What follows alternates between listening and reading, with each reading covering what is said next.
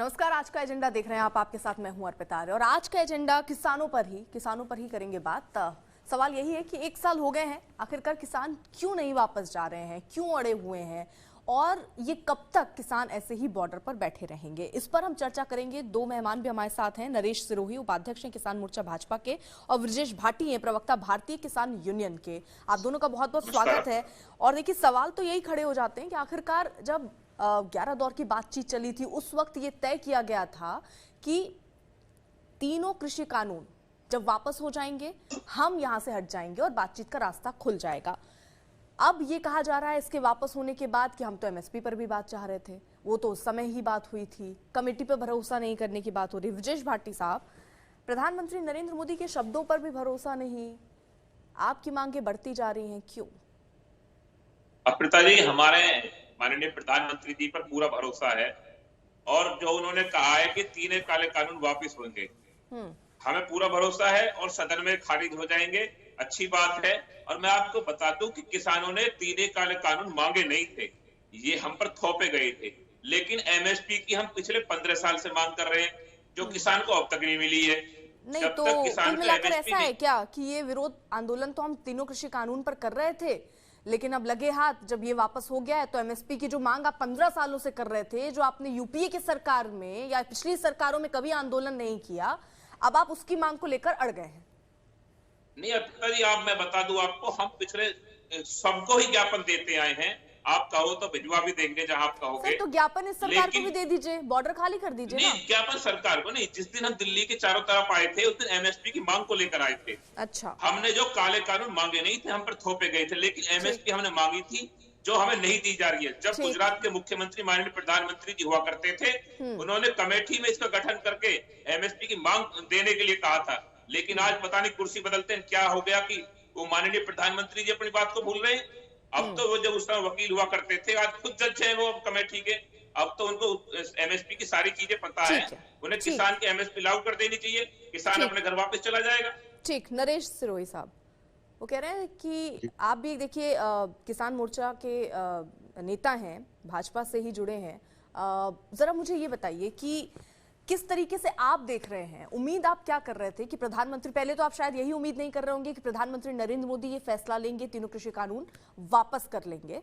ये फैसला आप कैसे देखते हैं और किसानों का उसके बाद का फैसला, क्योंकि जब ये प्रधानमंत्री नरेंद्र मोदी ने ऐलान किया तो ऐसा लगा कि अब किसान हट जाएंगे, लेकिन अचानक से किसानों की रणनीति बदली। उस संगठन की जो बहुत अलग अलग जगहों पर बॉर्डर पर बैठे हैं, क्योंकि अभी मैं किसान कहूंगी तो बहुत लोग आपत्ति जताने लगते हैं कि किसान संगठन कहिए, तो जो लोग बॉर्डर पर बैठे हैं उनको लेकर आप क्या कहेंगे? क्या आपको अंदाजा था कि आगे की इनकी यही रणनीति रहेगी?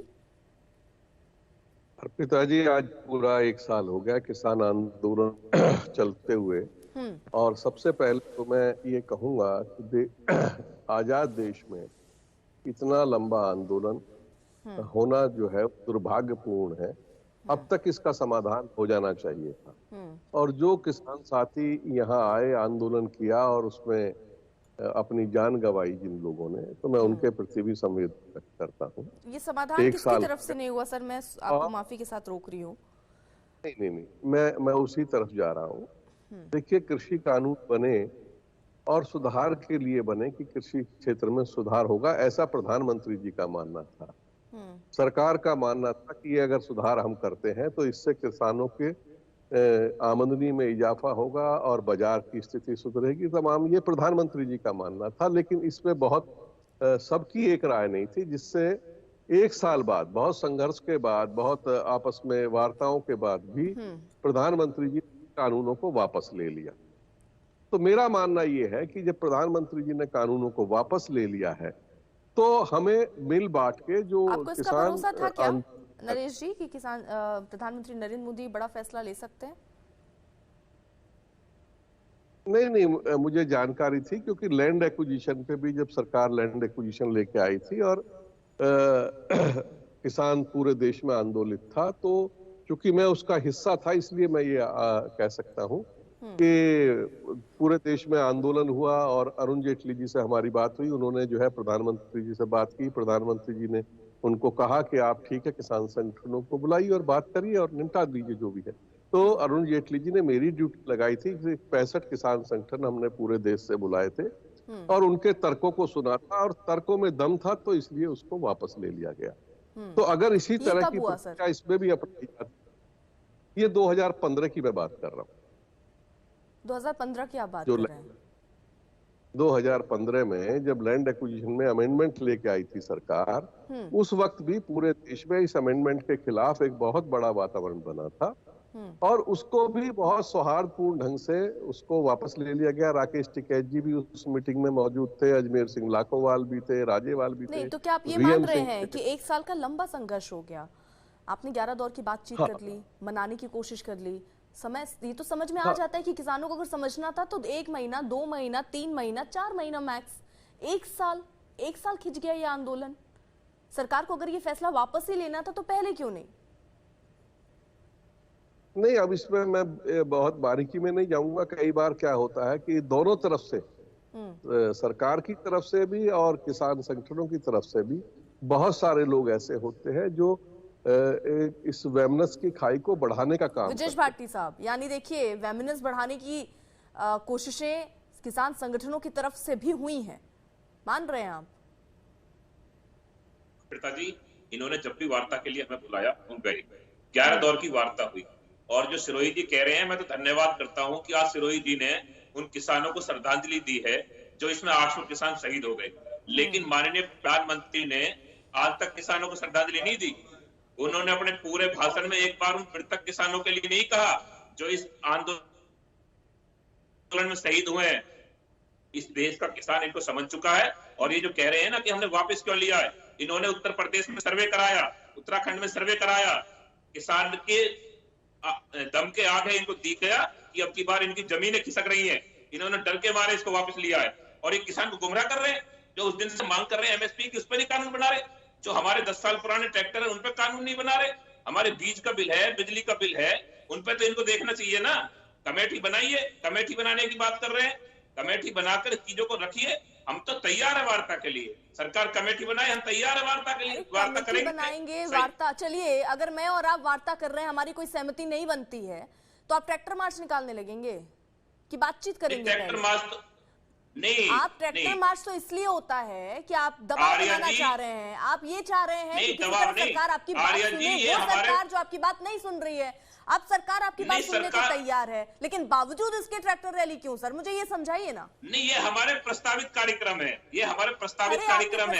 कार्यक्रम इसीलिए थे क्योंकि तीनों कृषि कानून वापस नहीं हो रहे थे ना सर। अब तो वो हो गए। नहीं, अभी कहाँ वापस हो गए? अभी भी जो आपका आगे का प्लान, आपने प्लान ए बनाया, मोदी जी ने कुछ अलग ही प्लान कर दिया जिससे आप प्लान ए पे ही चलेंगे, प्लान बी सोच के नहीं रखा था क्या सर? नहीं, हमने कुछ नहीं सोच रखा। हमें एमएसपी पे कानून बन जाए और एक काले कानून वापस हो जाए। हाँ, तो इस पे किसान अपने घर चला जाए, किसान को शौक नहीं पड़ा। ये बताइए ना, ट्रैक्टर रैली पिताजी होगी, और जितने भी कार्यक्रम है सब होंगे जब तक एमएसपी पे कानून नहीं बनेगा। अरे सर, क्यों होंगे? तीनों कृषि कानून के लिए आप प्रधानमंत्री नरेंद्र मोदी बात करने की बात कर रहे हैं, आप लोगों से अपील कर रहे हैं, बावजूद इसके आप ये कह रहे हैं कि हम डटे रहेंगे, हम यहाँ पर बैठे रहेंगे। आप बातचीत कीजिए, आप कमेटी पर भरोसा कीजिए। अच्छा, जरा मुझे ये बता दीजिए, जो 11 दौर की बात हुई, क्या उसमें ये बात तय नहीं हुई थी कि हम तीनों कृषि कानून अगर आप वापस ले लीजिए तब हम बॉर्डर से हट जाएंगे? आप एक कमेटी बनाइए जिसमें किसानों के जो मुद्दे हैं उस पर चर्चा हो, प्रतिनिधि मंडल हो जो जाए और उस पर बात करे। ये चर्चा हुई थी कि नहीं हुई थी? सुनिए मेरी बात, 11 दौर की वार्ता में जब भी बात हुई, इस पे ये हुआ कि काले कानून वापस हो जाए, एमएसपी कानून बन जाए, किसान अपने घर चला जाए।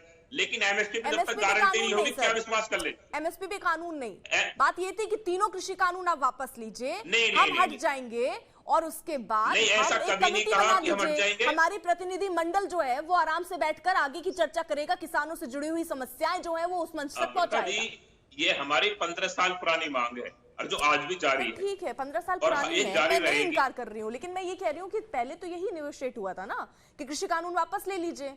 उसके बाद ये था कि चलिए हम वापस हट जाएंगे, लेकिन वो आप लोग पलट गए ना बात। कानूनों के साथ एमएसपी की मुख्य मांग थी, और मुख्य मांग है, क्योंकि बिगर एमएसपी के किसान सुरक्षित नहीं है। नरेश जी, मुझे जरा एक चीज समझाइए, जो एमएसपी गारंटी की बात की जा रही है वो किसानों के लिए कितनी लाभदायक होने वाली है? किस तरीके से एक किसान के तौर पर आप देख रहे हैं एमएसपी की गारंटी का जो कानून मांगे हो रही हैं अब?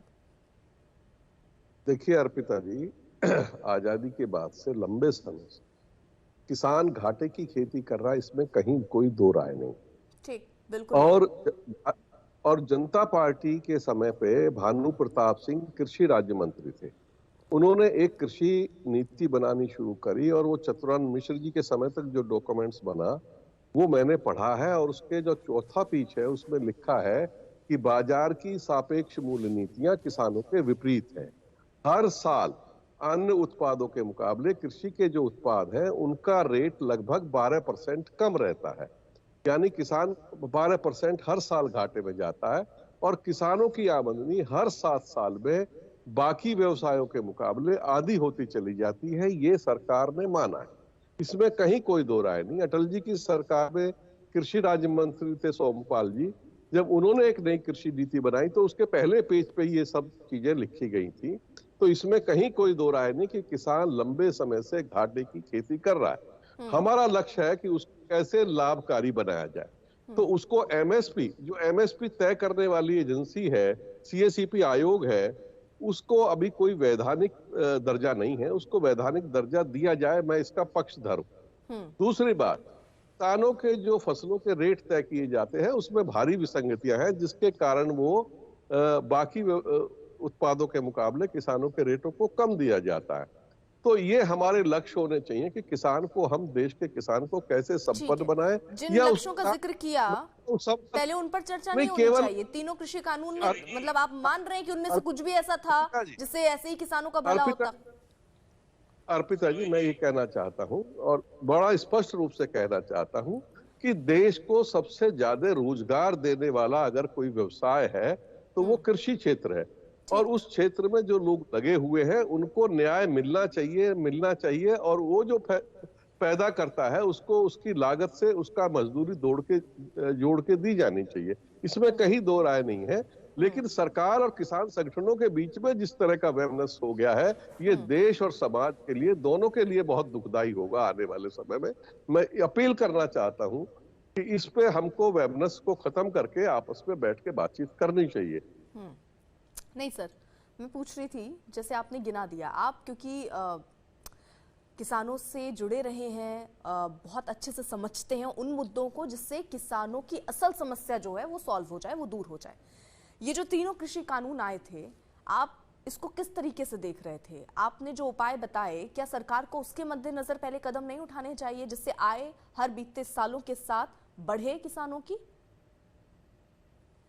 देखिए अर्पिता जी, निश्चित रूप से जिस तरह से ये कानून आए, मैं मानता हूं कि इसमें निश्चित रूप से खामी थी। इस तरह से ये कानून नहीं लाए जाने चाहिए थे, क्योंकि मतलब ये बहुत इस तरीके से नहीं लाना चाहिए। मतलब जैसे हम अध्यादेश लेके आए, अध्यादेश से पहले इन कानूनों के में जो खामियां थी या जो एकाधिकार बढ़ने का जो शंकाएं थी किसान संगठनों की, या हमारी भी शंकाएं थी, क्योंकि ये कानून, इस तरह के कानून लगभग 40-50 साल से विदेशों में, यानी यूरोपीय कंट्री में, यूएस में है। तो इन कानूनों के कोई बहुत अच्छे परिणाम, हमारे देश की परिस्थितियां अलग है, हमारे देश की परिस्थितियां अलग है, हमारे देश की कृषि उपज करने का, उत्पादन करने का तरीका अलग है, हमारे कृषि उपज को व्यापार करने का आप बता रहे हैं, आपने अरुण जेटली से अपनी बात कही और लोगों से आप मिलते रहते हैं, अपनी बात खासतौर पर जो सरकार के प्रतिनिधि हैं उनसे मुलाकात आपकी होती रहती है, आपने रखी नहीं ये बातें कि हमारे देश में किसानों की स्थिति कैसे बेहतर हो सकती है? नहीं, हम लोगों ने तो निश्चित रूप से रखी। अरुण जेटली जी के समय तो मैं लैंड एक्विजिशन के बता रहा हूं, उसके बाद वो नहीं रहे। अगर आज अरुण जेटली होते तो मुझे ये पूरा भरोसा है कि इस तरह की परिस्थितियां नहीं होती, क्योंकि प्रधानमंत्री जी के बाद जो और है उनका कोई कृषि समझ का उतना दायरा नहीं है जितना होना चाहिए। अरुण जेटली जी को बहुत तरह की नहीं, अभी मतलब आप ये कह रहे हैं अरुण जेटली के बराबर अब कोई है नहीं बीजेपी में समझदार जो किसानों को समझ सके? जी नहीं, अरुण जेटली का एक बहुत व्यापक प्रभाव था, उनका संबंध था लोगों में, और प्रधानमंत्री जी के वो राइट हैंड की तरह काम करते थे। और मुझे लगता है लैंड एक्विजिशन उन्होंने, उन्हीं की बदौलत ये हुआ कि सरकार उस संकट से बाहर आ गई। अब उस स्तर का जी, वो कह रहे हैं कि वो तो मान रहे हैं कि जेटली साहब बहुत अच्छे से समझते थे, अगर वो होते तो शायद इस तरीके की दिक्कतें नहीं होती और किसानों को शायद 1 साल बैठना भी नहीं पड़ता। अब शायद कोई समझ नहीं पा रहा है किसानों के मुद्दे।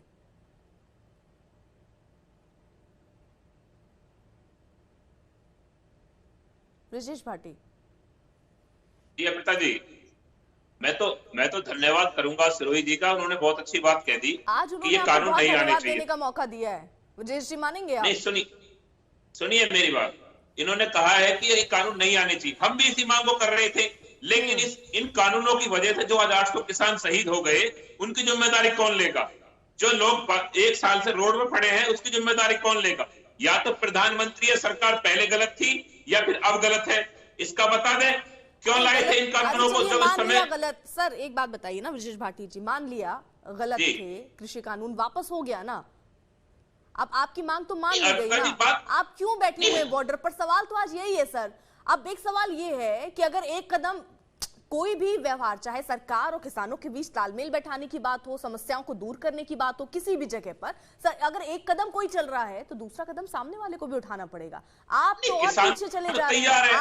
आप मुझे ये बताइए, एक फैसला वापस हुआ है, अब सारी मांग हम वापस करवाएंगे, सारी वापस। आर्या जी, हमारी कोई नई मांग नहीं है, हमारी कोई नई मांग नहीं है एमएसपी की। कमेटी बनेगी, मेरी बात बताइए। चर्चा कीजिए ना। ट्रैक्टर रैली क्यों भाई, मुझे ये बताइए। आज फिर सीमेंट के ट्रैक्टर रैली क्यों ना हो? क्यों आप जाएंगे दिल्ली संसद तक? ट्रैक्टर रैली क्यों ना हो? ट्रैक्टर रैली यो होगी, ये लोग कहते हैं कि हमने बॉर्डर खोल दिया। सर, जो लाल किले में हिंसा हुई वो तस्वीरें देखी होंगी आपने। जिम्मेदारी लेने की बात आई तो कहा हमारी तो जिम्मेदारी नहीं है, हम नहीं जानते कि वो कौन से लोग थे जो पहुंचे। जिम्मेदारी लॉ एंड ऑर्डर के लिए क्या एक नागरिक होने के तौर पर करने वाला कौन था कि बिगड़ेगा? आर्या जी, लाल किले पर हिंसा करने वाला दीप सिंधु था, बीजेपी का कार्यकर्ता था, सांसद का प्रतिनिधि था, सनी देओल का। उसके फोटो है प्रधानमंत्री के साथ, सबको पता है किसने हिंसा कराई थी लाल किले पर। सर, जब ऐसे बीजेपी के लोग थे हिंसा कराने वाले। बीजेपी के नेता हैं और वो कई बार कांग्रेस के नेता दिख जाते हैं, आम आदमी पार्टी के नेता दिख जाते छुपे नहीं है, लेकिन जो हुआ वो निंदनीय था ना। आपने मौका वहां पर दिया कि नहीं दिया? आप नहीं करते, हमने मौका नहीं दिया, आप रैली हमें रास्ते 11 बजे दिए हुए थे। मैं ये मान लेती हूँ कि बीजेपी की तरफ से ये किया गया, मैं मान रही हूँ। अगर आप वहां पर नहीं पहुंचते सर, आप नहीं मौका देते, तो बीजेपी को कैसे मौका लगता कि वहां अपने किसी शख्स को भेज के वहां पर हिंसा करवाए? वो मौका तो आपने ही दे दिया। आज फिर आप जब रैली करेंगे, एक हमारे 20 लोग दिल्ली गए, 20 लाख लोग दिल्ली गए, 4 लाख ट्रैक्टर गए, जो हमें रास्ते दिए उन रास्तों पर गए, वहां से वापस आ गए। दिल्ली पुलिस ने दिया था, उसको 9 बजे लाल किले पर भेज दिया गया। इसकी जिम्मेदार आरएसएस और बीजेपी थी, इनकी प्लानिंग से सब हुआ था। किसान ने कभी देश की अस्मिता के साथ नहीं खेलने का काम किया। बीजेपी के लोगों ने आंदोलन को बदनाम करने के लिए लाल किले की प्राचीर पर इस तरह धराशायी कराया, और आज ये लोग कह रहे हैं हमारी गलती नहीं है। गृह राज्य मंत्री का बेटा 4x4 पर गियर लगाकर किसानों को कुशल देता है, इसकी जिम्मेदारी कौन लेगा? भगवान न करे वहां पर भी अगर कोई ऐसी स्थिति पैदा होती है तो कौन जिम्मेदार होगा सर? फिर आप कहेंगे बीजेपी जिम्मेदार? कुछ नहीं होगा, कुछ नहीं होगा। गारंटी ले रहे हैं देश का किसान पिछले 1 साल से नहीं सर, गारंटी ले रहे हैं बैठकर आप? आर्या जी, मैं बता रहा हूँ ना आपको, 1 साल से देश का किसान बैठा हुआ है और आंदोलन आजादी के बाद इतना बड़ा आंदोलन पहली बार इस देश में हो रहा है, जो इतने शांतिपूर्वक हो रहा है। आपका राइट है सर, आप आंदोलन कर सकते हैं, आप कीजिए। आप 2 साल बैठे रहिए, आप 4 साल बैठे रहिए, वो आपका अधिकार है, उससे आपको अधिकार से कोई वंचित करना नहीं चाहता। लेकिन जब सवाल, अगर आप एक किसान हैं, अगर आप भी एक नागरिक हैं, तो वो शख्स जो ट्रैफिक में फंसा रहता है वो भी सर नागरिक है। बॉर्डर पर आप जमे हैं, अब आप कहेंगे मेरी गलती नहीं है, बॉर्डर को किसने रोका? हम तो दिल्ली जा रहे थे, यहाँ पर सड़क पे बैरिकेडिंग किसने की? हमने थोड़ी ट्रैफिक रोका। आप किसी चीज की जिम्मेदारी नहीं लेते। हिंसा हो जाती तो बीजेपी के नेता करते हैं, क्या जरूरत है ट्रैक्टर रैली निकालने की? आज कितने ट्रैक्टर आ रहे हैं, कितने ट्रैक्टर आपके अलग अलग जगहों से आ रहे हैं, उसकी वजह से जाम होता है, एक आम नागरिक को होता है। सर, आप सरकार से लड़िए, लेकिन आम नागरिक के बारे में तो सोचिए ना। रास्ते दिल्ली पुलिस ने रोके हुए हैं, यही तो बात लगाई हुई है। नरेश जी, इनकी कोई गलती नहीं है, दिल्ली पुलिस ने रोक दिए, सरकार की गलती, सरकार पीछे बैठ गई, फिर भी उनकी ही गलती, अपनी कोई गलती माननी नहीं। हिंसा हो जाती है अगर कभी, तो उसके लिए भी ये जिम्मेदारी नहीं लेंगे, वहां पर बीजेपी के ही लोग होते हैं जो हिंसा फैला देते हैं। नरेश जी, मैं ब्रजेश जी से एक बात कहना चाहता हूं कि जो लाल किले की घटना है या बाकी जो घटनाएं हैं, बहुत गंभीरता से विचार करिए और बहुत आक्रोशित होने की जरूरत नहीं है। ये सब ऐसे विषय हैं जिन पे बहुत गंभीरता से सोचा जाना चाहिए। देखिए, इस बात में कोई, हमें पता है सब चीजों का। शायद सिग्नल चला गया, उनकी आवाज नहीं आ रही। नरेश जी, सुन पा रहे हैं क्या?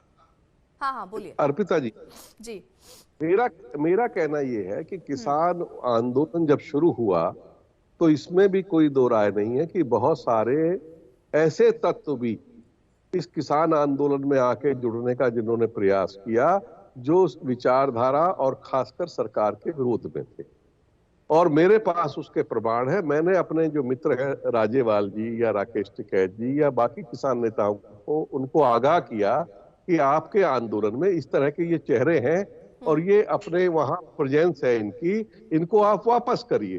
तो उन्होंने भी उनका उसका प्रयास किया, आईबी के लोगों को बुलाया, कहा लेकिन बहुत सारी ऐसी ताकतें भी थी जो इस आंदोलन की आड़ में इस आंदोलन को बदनाम करने का काम किया और सरकार से भी उनका ये था कि सरकार को छकाना।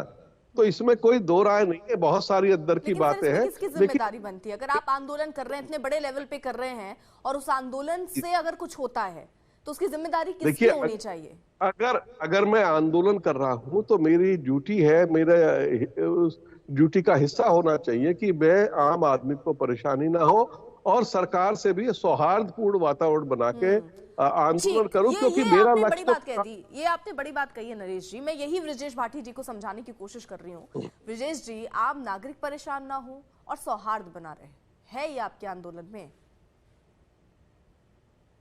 आर्या जी, ये आंदोलन जो हो रहा है ये आम नागरिक के लिए ही हो रहा है। आप इस बात को समझिए, अगर रोटी तिजोरी की वस्तु बन गई तो खाना तो सब लोग खाते हैं। ये अडानी अंबानी से बचाने के लिए आंदोलन हो रहा है और आज देश के प्रधानमंत्री समझ गए और सिरोही जी बैठे ये भी समझ गए कि हम। और रही बात परेशानी को तो वो भी हमारे भाई हैं और हम भी उन्हीं के लोग हैं जो पिछले 1 साल से बैठे हुए। सौहार्द भी मैंने परेशानी में हम बैठे, हमें कुछ शौक नहीं लगा था और हमें भी दूसरी बात है कि लोगों को परेशानी होती है। चलिए, आप नागरिक के बारे में सोच रहे हैं, मैं मान गई, लेकिन सौहार्द पर चर्चा कीजिए ना। रैली तो आर्या दिन बंद रोडों पर निकलेंगी जहां पर जो बैरिकेड लगाई हुई है। सर ये धमकी है, पुलिस ने रोड रोके हुए हैं, धमकी है सर। ये नहीं, रैली तो होगी, ये प्रस्तावित प्रोग्राम है संयुक्त मोर्चा में। रैली तो होगी, रैली तो हम करेंगे, आप कर लीजिए आपको जो करना है। धमकी है ना सर, रैली तो हम करेंगे, आपको जो करना है कर लीजिए, है ना सर? मेरी बात सुनिए, ये संयुक्त मोर्चा का निर्णय है, 40 जत्थेबंदियों का निर्णय है और सब लोग इसे बैठ के चर्चा करेंगे और एमएसपी पर सरकार कानून बना देंगे तो लोग घर वापस चले जाएंगे। क्यों रैली होगी, क्यों कोई प्रोग्राम होंगे? आपकी तरफ से, किसान संगठनों की तरफ से सरकार को कोई प्रस्ताव भेजा गया बातचीत के लिए एमएसपी पर? हमने तो मना किया, हमने तो मना ही नहीं किया तक। नहीं, प्रस्ताव भेजा इसीलिए तो प्रधानमंत्री ये कहते थे ब्रजेश जी, सुलह होगी, बातचीत से समाधान निकलेगा, ये हर कोई मान रहा है। आप प्रस्ताव भेजना यहाँ जरूरी था, लेकिन आप इंतजार करेंगे कि अब सरकार की तरफ से आपको प्रस्ताव आए बातचीत का। आप प्रस्ताव नहीं भेजेंगे लेकिन आप ट्रैक्टर रैली निकालेंगे। सर ये दोहरी बात आप कर रहे हैं। अगर आप चाह रहे हैं कि आपकी समस्याओं का समाधान हो तो समाधान की दिशा में बढ़ना पड़ेगा। दिशा तो प्रस्ताव भेजने की थी जिसको आपने अपनाया नहीं, आप उस दिशा पर निकल पड़े हैं जिससे सौहार्द बिगड़े। कोई नहीं चाहता सौहार्द बिगड़े, हमने पत्र भी लिखा है वार्ता के लिए और जब भी इन्होंने वार्ता के लिए बुलाया किसान गए। वही तो पूछा, आपने कोई प्रस्ताव, कोई पत्र भेजा है कि एमएसपी पर बात करें सरकार से? भेजा है, आज से 4 महीने पहले भेजा है।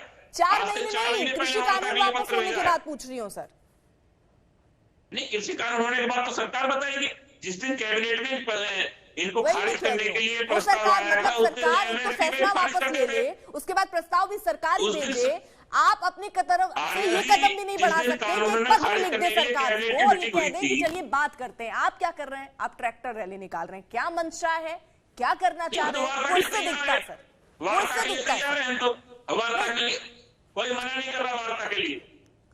सर वार्ता, ये तो आप अड़ियल बात कर रहे हैं ना। वार्ता के लिए मना नहीं कर रहे लेकिन वार्ता कर भी नहीं रहे। हम वार्ता नहीं करेंगे, हम ट्रैक्टर रैली करेंगे। ये तो आप लोगों का एटीट्यूड है सर। कानूनों को सरकार लाई है, किसान नहीं लाया था। एमएसपी पर कानून सरकार बनाएगी, किसान नहीं बनाएगा। तो वार्ता के लिए किसान तैयार है। इन्होंने 11 दौर की इन्होंने अपनी दिशा तय की हुई है। इनका प्लान ए बना हुआ था और उस प्लान ए में प्रधानमंत्री नरेंद्र मोदी का कृषि कानून वापस लेना एक रोड़ा था, लेकिन इनको लगा अब तैयार तो प्लान बी ही है तो अब इसी पे आगे चलना पड़ेगा। यानी आपने बिरयानी बना ली है तो अब खाना तो आपको बिरयानी ही पड़ेगा, भले चावल बैन हो जाए या कुछ भी हो जाए, लेकिन बनी जो चीज है वही खानी पड़ेगी। ये तो स्थिति इनकी हो गई है। देखिए अर्पिता जी, मेरा कहना यह है कि इसमें हम लोक हित के लिए काम कर रहे हैं, सरकार हो चाहे किसान संगठन हो। अगर दोनों का लक्ष्य एक है कि हम लोक हित के लिए काम कर रहे हैं, तो उसमें अहंकार की कहीं भूमिका नहीं होती, अहंकार की कोई जगह नहीं होती। इसलिए मेरा अहंकार मान किसान रहे हैं ना आप? संगठनों से मान रहे हैं वो संगठन जो बॉर्डर्स पे बैठे हैं वो अहंकार में डूब चुके हैं इस वक्त? हाँ, अहंकार नहीं करना चाहिए। अगर प्रधानमंत्री ने एक कदम आगे बढ़ाया है तो इनको 4 कदम ठीक। आगे बढ़ाना चाहिए, ठीक। क्योंकि ठीक। हमारा काम हमारा लक्ष्य है किसान का। आप लोग कर रहे थे, उनका अहंकार टूट गया ना आपके मुताबिक। आप तो कह रहे प्रधानमंत्री नरेंद्र मोदी का अहंकार टूट गया, अब तोड़िए अपना अहंकार। नहीं, अहंकार हमने किया ही नहीं, अहंकार तो इनकी मंत्रियों ने किया। मीनाक्षी लेडी कहती थी किसानी मवाली बैठे हैं, इनके प्रवक्ता, इनके बीजेपी के नेता कहते हैं खालिस्तानी पाकिस्तानी बैठे हैं। ये अहंकार की भाषा इन लोगों की थी, हमारी कहीं नहीं थी। हम तो 800 लोगों से कराकर आगे बैठे हैं और इनसे कर रहे हैं कि अच्छा ब्रिजेश भाटी साहब, चलते चलते ना मुझे क्योंकि वाइंड अप करना होगा, ब्रिजेश भाटी जी मुझे जरा ये बताइए कि एमएसपी पे जो आप कानून की बात कर रहे हैं वो कितनी फसलों पर कर रहे हैं? एमएसपी पे हमने ये कहा जितनी फसलें हैं और जो सरकार दे रही थी, देश में 6% लोगों को एमएसपी मिल रही थी, संख्या बता और उसमें संख्या सारी फसलों पर मांग रहे हैं, क्योंकि किसान तो एक फसल थोड़ी उगाता है। हाँ, पूरे देश में मांग रहे हैं ना, पूरे देश में किसान अलग अलग जगह पर अलग अलग फसलें उगाता है। सब पर एमएसपी बने, सबको गारंटी, न्यूनतम समर्थन मूल्य गारंटी मिले। ठीक है, चलिए बहुत बहुत शुक्रिया ब्रिजेश आपका जुड़ने के लिए, नरेश जी आपका जुड़ने के लिए। फिलहाल तो आज का मुद्दा देखिए, जो हमने आज के एजेंडे पर बात किया वो यही था कि आखिरकार 1 साल तो बीत चुके हैं, किसान बैठे हुए हैं, अभी भी जाने को तैयार नहीं है, आंदोलन खत्म नहीं हो रहा है। ये कहा जा रहा है कि सौहार्द बनाए रखना है और अपनी मांगों को बनाना है, लेकिन यहाँ पर ट्रैक्टर रैली हो रही है, प्रस्ताव सरकार से बातचीत का भी पहुंचा नहीं है, एमएसपी पर अभी कोई चर्चा फिलहाल शुरू नहीं हुई है, लेकिन ट्रैक्टर रैली होनी है। आगे कितनी होगी अंदाजा नहीं। फिलहाल आज के लिए इतना ही, देखते रहिए आज तक।